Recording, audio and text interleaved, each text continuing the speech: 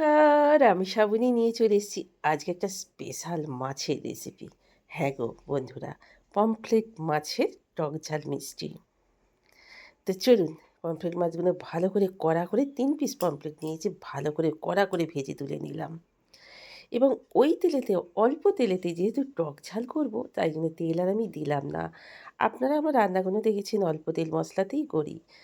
তো যাই হোক, আমি কালো জিরে দিয়ে একটু অল্প করে পেঁয়াজ দিলাম। যেহেতু আমরা পেঁয়াজের চাটনি খাই স্ন্যাক্সের সঙ্গে, তো পেঁয়াজ দিলে ক্ষতি নেই টক ঝাল মিষ্টি রেসিপিতে।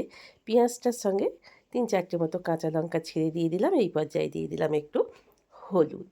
তো হলুদের সঙ্গে পেঁয়াজটাকে আমি সুন্দর করে একটু ভেজে নেব। ভেজে নিয়ে এখানে আদা রসুনের একটু কন্টেনার ধোয়া জল দিয়ে দিলাম। মশলা বেশি দেবো না গো বন্ধুরা, একেবারেই দেবো না, মশলা বেশি একেবারেই দেবো না।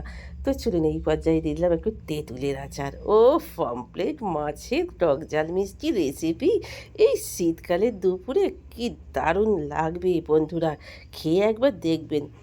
যদি ভালো লেগে থাকে আমার এই রেসিপিটা, তাহলে প্লিজ প্লিজ একবার ট্রাই করে দেখবেন।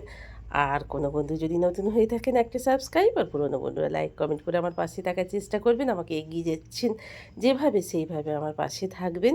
তো চলুন বন্ধুরা, এইবার আমি ভালো করে গ্রেভিটাকে একটু সুন্দর করে ফুটিয়ে নিয়ে কড়া করে ভেজে রাখা পমফ্রেট মাছগুলোকে একে একে দিয়ে দেব।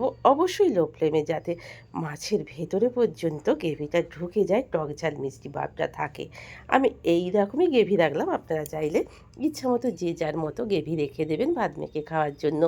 তো সেরকম রাখতে পারেন। আমি একেবারেই গ্রেভিটাকে মেরে দেবো, শুকনো শুকনো করে দেবো, যাতে ড্রাই হয়ে যায়, খেতে আরও ভালো লাগবে। আপনারা আপনাদের খুশি মতো রাখবেন। তো চলুন বন্ধুরা, আজ এই পর্যন্তই। কাল আসবো এইরকমই ভিন্ন স্বাদের একটা রেসিপি নিয়ে।